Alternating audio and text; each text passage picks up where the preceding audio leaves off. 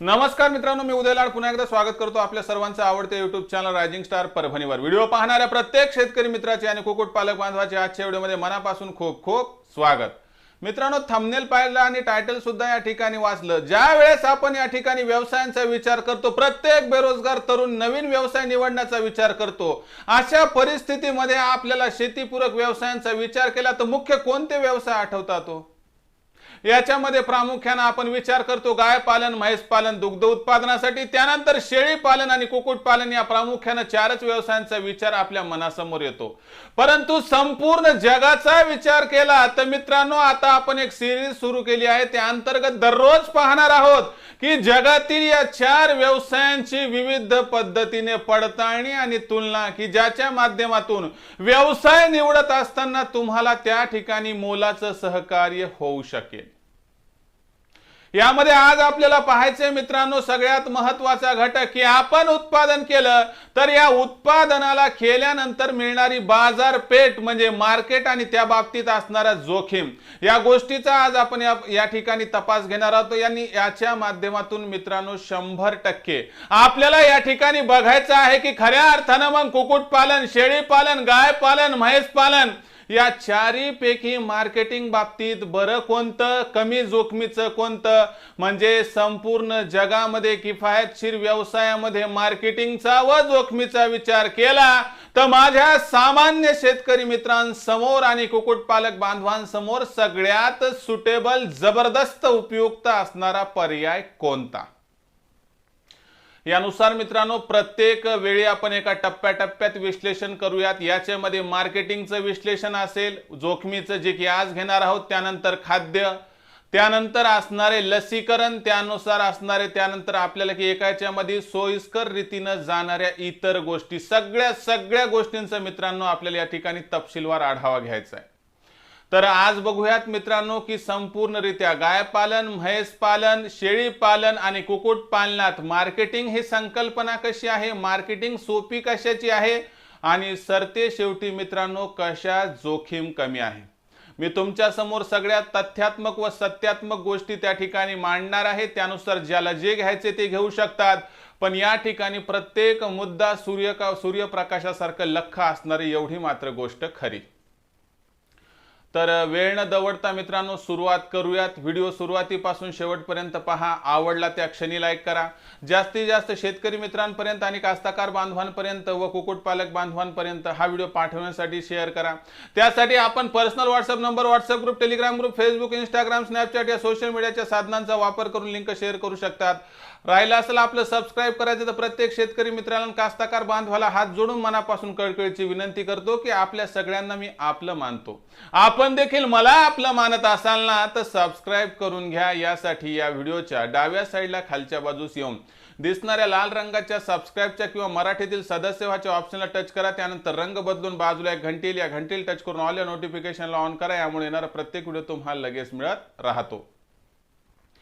तर बघा मित्रांनो, तुम्हाला काही विचारायचे, अडचणी वाटल्या तर कमेंट्स मध्ये लिहून कळवा। मार्केटिंगची चिंता दूर करण्यासाठी नवीन YouTube चॅनल कृषी सारथीची मदत घ्या, ज्याची लिंक डिस्क्रिप्शन मध्ये दिलेली आहे। अथवा YouTube वर आल्यामध्ये एक तर माईक मध्ये म्हणा कृषी सारथी, त्याच्यानंतर डबल आठ टाका किंवा KRUSH थोडी जागा सोडून SARTH थोडी जागा सोडून डबल आठ टाका, बस तुमचं काम संपलं मित्रांनो। तुम्ही सबस्क्राइब करून घेतलं की मार्केटिंगची चिंता भविष्यातील तुमची 100% दूर झाली म्हणून आपण समजू शकता। तर बघा मित्रांनो, काय पाहायचे आज आपल्याला, फार महत्त्वाचा मुद्दा घेऊन आलो आहे मित्रांनो। या ठिकाणी मुद्दा काय आहे तर मुद्दा या ठिकाणी पाहायचा आहे मित्रांनो, मार्केटिंगचा विचार ज्या वेळेस करतो त्यावेळेस गाय पालन, म्हैस पालन, शेळी पालन आणि कुक्कुट पालन या चारही गोष्टीची तुलना करायलाच हवी। आता बघूयात मित्रांनो सगळ्यात महत्त्वाचा मुद्दा की आपण जर गाय पालन, म्हैस पालन, शेळी पालन आणि कुक्कुट पालन या चारही व्यवसायांचा विचार केला तर विक्री संदर्भातील असणाऱ्या उपलब्ध सुविधा आणि त्यानंतर मित्रांनो सगळ्यात कमी असणाऱ्या मेहनतीत कोणत्या असणाऱ्या प्रोडक्टची आपण विक्री करू शकू की ज्याच्यामुळे तुम्हाला सोयीस्कर वाटेल। मित्रांनो प्रथम गाय पालन, जर गाय पालनाचा विचार केला तर मित्रांनो प्रामुख्याने गाय पालनातून होणारा उत्पन्नाचा स्रोत म्हणजे कोणता मित्रांनो, खास करून बघा दोन प्रकारचा, याच्यामध्ये जर विचार केला तर मित्रांनो प्रामुख्याने आपण विचार करू शकता, जर या ठिकाणी जर्सी गायी असतील किंवा एचएफ गायी असतील तर दुग्ध उत्पादनासाठी सांभाळल्या जाणाऱ्या जेवढ्या गायी आहेत मित्रांनो त्यांचा मूळ उद्देश असतो दुधाचा। बाकी एखाद दुसऱ्या वेळेस आपण त्या ठिकाणी कारवड म्हणा किंवा त्यासोबत म्हणा असणारे एखादं गोरं म्हणा तर यांची सुद्धा विक्री करू शकतो, पण मुख्य हेतू मित्रांनो या ठिकाणी आहे दुग्ध उत्पादन। गाय पालनात दुग्ध उत्पादनाशिवाय मित्रांनो दुसरा पर्याय उपलब्ध त्या प्रमाणात नाही, म्हणून निव्वळ नफ्याचा आराखडा मार्केटिंग बाबतीत करत असताना ही सुद्धा गोष्ट लक्षात घ्यावी लागेल की जर आपल्यापासलं दूध विकल्या गेलं नाही तर मात्र गाय पालनात अडचणी निर्माण होऊ शकतात। म्हणजे गाय पालनात मार्केटिंग बाबतीत तुम्हाला इतरांवरती अवलंबून राहावंच लागतंय। त्यानंतर दुसरं असणार या ठिकाणी व्यवसायाचं रूप म्हणजे मित्रांनो म्हैस पालन। आता म्हैस पालन म्हणजे म्हशी सांभाळल्या का जातात तुम्हाला माहिती आहे दुग्ध उत्पादनासाठी, बाकी म्हशीचा काही त्या प्रमाणात उपयोग नाही। आता म्हशीपासून मिळणारी वगार म्हणा रेडकू म्हणा यांचं काय मित्रांनो, त्या वगारीची तर विक्री होती पण रेडकू जास्त प्रमाणात विकल्या जात नाही, म्हणून म्हशीपासून होणारा उत्पन्नाचा पहिला महत्त्वाचा स्रोत असतो मित्रांनो दूध उत्पादन आणि त्यानंतरचा स्रोत असतो मित्रांनो वगार पालन। पण याच्या व्यतिरिक्त म्हैस पालनात सुद्धा अडचणी येतात आणि तीच अडचण तुमच्या समोर आणखीन येणार की बाबा दूध नाही विकलं किंवा दूध विकण्यासाठी तुम्हाला इतरांवरती अवलंबून राहावं लागते, सेकंड ऑप्शन तुमच्यापाशी नाही, म्हणून याची सुद्धा मार्केटिंग इतरांच्या हातात अवलंबून असते। त्यानंतर तिसरा व्यवसाय शेळी पालन। आता शेळी पालनाचा विचार जर करायला गेलं मित्रांनो तर शेळी पालनामध्ये दूध काय त्या प्रमाणात विकल्या जात नाही, दुग्ध उत्पादनामध्ये शेळी हा शब्द तेवढ्या महत्त्वाचा मानला जातच नाही। तर मित्रांनो शेळी पालनातील उत्पन्नाचा महत्त्वाचा स्रोत कोणता, मार्केटिंगचा विचार केला तर शेळीपासून मिळणारी करड विक्री हा सगळ्यात महत्त्वाचा उपयुक्त मुद्दा मानला जातो। बाकी विचार करायला गेलं तर पाठबोकूड किंवा बोकडाला मिळणारा दर याच्या व्यतिरिक्त तुम्हाला शेळी पालनात दुसरा ऑप्शन कमाईचा नाही। मार्केटिंग बाबतीत पाठबोकूड विकण्यासाठी एवढी गोष्ट खरी आहे की तुम्ही काही दिवस थांबले तर तुमचा लॉस मात्र होत नाही। जसं दूध जर आजच्या आज किंवा उद्या विकलं नाही तर मित्रांनो ते नासून जाण्याची भीती असते, पण करड विकण्यामध्ये 4-8 दिवस मागे पुढे जरी झाले तरी मित्रांनो कसल्याही प्रकारचा धोका संभवत नाही। हा खाद्य खर्च वाढतो हा असणारा मुद्दा वेगळा। आता चौथा आणि महत्त्वाचा मुद्दा मित्रांनो कुक्कुटपालन, ज्यामध्ये आपण प्रामुख्याने पाहतो गावरान कुक्कुटपालन। वर उल्लेखित केलेला कोणताही मुद्दा मित्रांनो मी स्वतःहून त्या ठिकाणी ऍड केलेला नाही, जी काही सामाजिक सद्य परिस्थिती आहे तिचंच विश्लेषण तुमच्या समोर मांडलेलं आहे आणि मांडत आहे। तर याच्यामध्ये बघा मित्रांनो गावरान कुक्कुटपालनाचा विचार केला तर मला सांगा गावरान कोंबडी सांभाळतो कशाला आपण, तर गावरान कोंबडीपासून अंडे मिळतील, या अंड्यांची विक्री करून आपल्याला त्या ठिकाणी मित्रांनो होणारी मिळकत किंवा होणारं उत्पन्न म्हणजे मित्रांनो उत्पन्नाचा सगळ्यात महत्त्वाचा स्रोत म्हणजे अंडे उत्पादन व अंडे विक्री। आता जसं आपण दुग्ध उत्पादनामध्ये दूध विक्रीस उपलब्ध केलं पण ते जर विकल्या गेलं नाही तर मात्र मित्रांनो या ठिकाणी दूध नासण्याची भीती मोठ्या प्रमाणात होती, पण अशा प्रकारचा धोका मात्र कुक्कुटपालनात अजिबात संभवत नाही। एक तर सगळ्यात महत्त्वाची गोष्ट 15 ते 16 दिवसापर्यंत गावरान कोंबडीची अंडे टिकतात, फ्रीजरमध्ये ठेवल्या यांची लाईफ आणखीन वाढते। दुसरी गोष्ट तुम्हाला कळाले की 4-5 दिवसात तुमच्या गावरान कोंबडीचे अंडे विकत नाही, तुम्ही लगेच मार्केटिंगची पद्धत बदलू शकतात आणि या अंड्यावर कोंबडी बसू शकतात मित्रांनो व त्याच्यावरून पिल्ले काढू शकतात। आता नवीन आधुनिक पद्धती ज्या आल्या त्याच्यानुसार तर मित्रांनो इन्क्युबेटरचा वापर सुद्धा आलाय, म्हणजे कोंबडी शिवाय फक्त मशीनमध्ये अंडे टाकायचे आणि 21 दिवसानंतर तुम्हाला पिल्ले मिळणार, म्हणजे कसल्याही प्रकारचा धोका तुम्हाला त्या ठिकाणी संभवणार नाही। मला सांगा गावरान कोंबडीची अंडी विकली नाही काही धोका झाला, अजिबात नाही। तुम्ही अंडे डायरेक्ट इन्क्युबेटरमध्ये टाकली किंवा कोंबडी खाली ठेवली, कोंबडीने किंवा इन्क्युबेटरने 21 दिवसानंतर पिल्ले काढली। आता या ठिकाणी सेकंड ऑप्शन काय की तुमची इच्छा असेल तर तुम्ही 1 दिवसाची पिल्ले सुद्धा विक्रीस काढू शकतात, हा झाला सेकंड ऑप्शन। तिसरी गोष्ट पिल्ले आता तुम्हाला वाटते की चला एका दिवसाची काही विक्री होत नाही, तुम्ही मोठे करू शकतात, भविष्यात 1 महिन्याचे पिल्ले सुद्धा विकू शकतात, 2 महिन्याचे विकू शकतात, 3 महिन्याच्या पाठोड्या विकू शकतात, 4 महिन्याच्या पाठोड्या विकू शकतात, 5-6 महिन्याची कोंबडी किंवा कोंबडा विकू शकतात। मित्रांनो ऑप्शनचा इथे भडीमार आहे, तुम्हाला कोणत्याही परिस्थितीमध्ये कसल्याही प्रकारचा किंचितसा सुद्धा ताण कुक्कुटपालनात मार्केटिंगसाठी येत नाही. त्यामागचं सर्वात महत्त्वाचं कारण आहे की फक्त अंडे निघाले तर त्यांनाच विकून मोकळं व्हायचं अशा प्रकारचा कोणताही समज कुक्कुटपालनात नाही. तुमच्याच्यानं शक्य असलं तुम्ही गावरान कुक्कुटपालनातील अंडे विक्रीची मार्केटिंग करा. विकलं खूप जबरदस्त, नाही विकलं पिल्ले विका. पिल्ले विकले खूप छान, नाही विकले 2 महिन्याची 3 महिन्याची करून विका. विकली तलंग म्हणून ठीक आहे, पठडी म्हणून ठीक आहे, नाही तर त्याला कोंबडी आणि कोंबडा म्हणून सुद्धा विकू शकतात. पण कधी बघितलंय का मित्रांनो, कधी लक्षात आलंय का, जसजसा दिवस जातो ना तसतसा बाजारभाव मात्र कसा वाढत जातो ते पहा. मार्केटिंगच्या इतिहासातील जगातील एकमेव व्यवसाय यामुळेच मानलं जाते की बदलणाऱ्या व पार पडणाऱ्या प्रत्येक दिवसासह इतर वस्तूंचे बाजारभाव घसरतात. पण कुक्कुटपालनातला हा असणारा एकमेव गावरान कुक्कुटपालनाचा महत्त्वाचा मुद्दा आहे की बदलणाऱ्या प्रत्येक दिवसासह भाव सुद्धा मित्रांनो कित्येक पटीने वाढतात. जर समजून घ्यायचा आहे मार्केटिंगचा हा फंडा तर पुढच्या मित्रांनो 2 मिनिटाचं विश्लेषण अवश्य पहा. तर बघा मित्रांनो, ज्या वेळेस एक गावरान कोंबडीचं अंड विक्रीसाठी उपलब्ध होते दर असतो 10 रुपये. ज्यावेळेस हा 10 रुपयाचा अंड्याचा दर हा तुम्ही विक्रीसाठी उपलब्ध करता त्यावेळेस हे अंड विक्री केल्यानंतर त्या ठिकाणी आपल्याला वाटते की बाबा काही अंडे विकली काही नाही विकली, तर त्यावेळेस तुमचा होणारा लॉस हा 10 रुपयाचा असला असता. परंतु ज्यावेळेस तुम्ही या 10 रुपयाच्या अंड्याला कोंबडी खाली किंवा इन्क्युबेटरमध्ये टाकतात ना, तर 21 दिवसानंतर निघणारं पिल्लू हे 50 ते 60 रुपये विक्रीसाठी उपलब्ध होतंय. म्हणजे 10 रुपयाला अंड विकलं नाही म्हणून आपल्याला मित्रांनो दुःख नाही, तर त्याच 10 रुपयाच्या अंड्यातून 21 दिवस थांबल्यानंतर एक चिक्स निघालं म्हणजे पिल्लू निघालं आणि हेच पिल्लू जर कमीत कमी 50ला गेलं, जे की गावरान कोंबडीत हमखास जाते. तर मित्रांनो बघा, 21 दिवस थांबून जगातील असा कोणता व्यवसाय आहे का जो तुम्हाला 5 पट निव्वळ नफा देतो? अहो, आज बँकेत जर तुम्ही पैसे टाकले उदाहरणार्थ 10 रुपये तर तुम्हाला तब्बल 9 वर्ष वाट पाहावी लागते, तर तुम्हाला 10चे 20 रुपये होताना दिसतात. गावरान कुक्कुटपालनाच्या मार्केटिंगच्या फंड्याची सुरुवातच इथून होते मित्रांनो, की फेकून देण्याच्या लेवलला आलेलं अंड की कुणी खरेदी करत नाही, याच अंड्याला घेऊन इन्क्युबेटर किंवा कोंबडी खालून उबवून मित्रांनो पिल्लू काढलं तर 50 रुपयाला जातंय. मग मला सांगा, जगातील मार्केटिंगची एवढी जबरदस्त संकल्पना कुठे आहे का हो, की 10 रुपयाच्या गुंतवणुकीवर 21 दिवस थांबल्यानंतर 50 रुपयांचा निव्वळ नफा म्हणजे 5 पट निव्वळ नफा. भूतोन भविष्यती एवढी उत्पन्नाची कमाई या असणाऱ्या संकल्पनेच्या माध्यमातून होते. आता पुढे बघा मित्रांनो, मी 1 महिना 2 महिने 3 महिन्याला जाणारे तलंग पठडी धरत नाही, डायरेक्ट पकडतो की बुवा चला यांचं रूपांतर कोंबडी आणि कोंबड्यात झाले 6 महिन्यानं. तर साधारण सांगतो, सरासरी कोंबडी आणि कोंबड्याला मिळणारा दर आजच्या परिस्थितीत 500 रुपयाच्या खाली नाहीये. कोंबडा तर महागच जातो, पण सरासरी 500चा जरी दर पकडला ना, तर मला सांगा 10 रुपयामध्ये विकणारा अंडा आपण 21 दिवस विकलं नाही, पिल्लू काढलं 50ला गेलं.